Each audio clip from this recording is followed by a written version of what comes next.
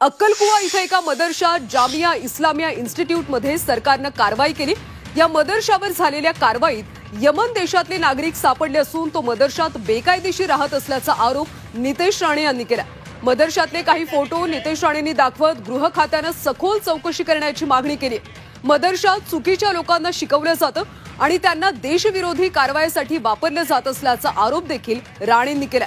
मदरशांची ED आणि आर्थिक गुन्हे शाखेकडून चौकशी करण्याची मागणी राणेंनी केली आहे।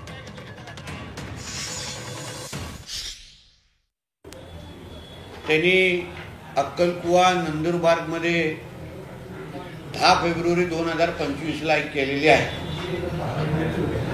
एक मदरसा आहे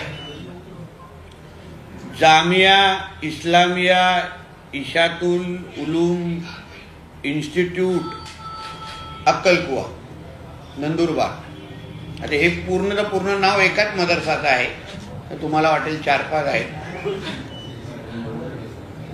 आता हा जो काय मदरसा आहे तो मदरशामध्ये एक फार मोठी कारवाई झाली। त्याच्यामध्ये यमनचा नागरिक सापडला, यमनचा एक शिक्षक सापडला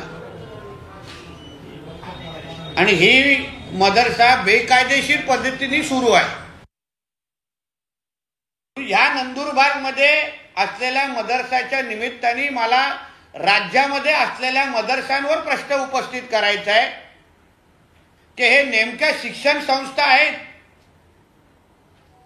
की अतिरेकी घडवणारे अड्डे आहेत। तालिबान जे काही मोठं झालं ते मोठे करणारे ह्या मदरसांमध्ये तर जन्माला येत नाहीत ना। हा प्रश्न मला ह्या निमित्ताने उपस्थित करायचा आहे। म्हणून मी सरकारकडून पण पाठपुरावा ह्याही निमित्ताने करणार आहे। ह्या मदरसाच्या निमित्ताने ते नेमकं ह्या मदरसांमध्ये काय होतं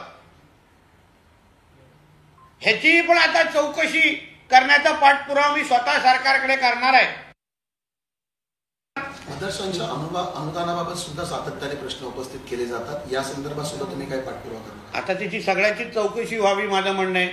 आपण अनुदान कशाला देतो की बाबा तिथे काहीतरी 4 मुलं शिकली पाहिजे असं तरी अनुदान असतो, पण तिथे अगर त्याच्यामध्ये कसाब घडवणार असतील, अतिरेकी घडवणार असतील तर ह्यांना अनुदान द्यायचं कशाला आम्ही?